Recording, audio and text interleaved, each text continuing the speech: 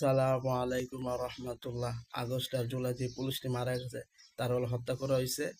যারা হত্যা করে তাদের বিচার করা হবে, যারা আন্দোলনের প্রথম সারিতে আছে তাদেরকে ধীরে ধীরে বিচার করা হবে। আবার ফাঁসি দিতে পারে, তারা এই উদ্যোগ নিয়েছে। তাদের উদ্দেশ্যে বলতে চাই, আপনারা ক্ষমতা আছেন, 1 নাম্বার পিল থানা হত্যার বিচার শুরু করতেন, 2 নাম্বার হেফাজতের হত্যার বিচার করতেন, 3 নাম্বার আপনার নেতা ইলিয়াসকে যে গুম করে মারা হইল এই বিচার করতেন। আপনি এই প্রশাসনের পুলিশ মারা গেছে এই বিচার কইরা কি ক্ষমতা ঠিকতে চান? ঠিকতে পারবেন না, ঠিক আছে? ক্ষমতা দেওয়ার মালিক আল্লাহ, নেওয়ার মালিক আল্লাহ।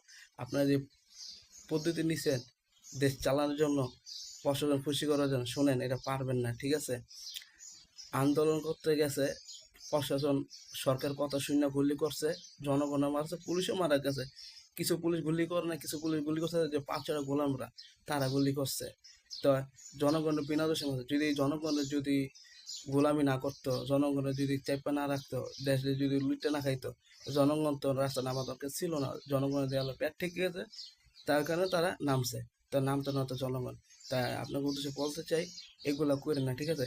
যদি বিচার করতো, 1 নাম্বার করলাম আপনার নেতা তারেক রহমান, করলাম জুলাই আন্দোলনের এক সৈনিক ছিল, হ্যাঁ বাংলাদেশে ছিল না, হ্যাঁ লন্ডনে থেকে পরামর্শ বুদ্ধি দিছে। যদি বিচার করতে, আগে আপনি মাথা ধরেন, তারপরে নিচে আসেন, ঠিক আছে? আল্লাহ সাথে ছেড়ে দেয় না।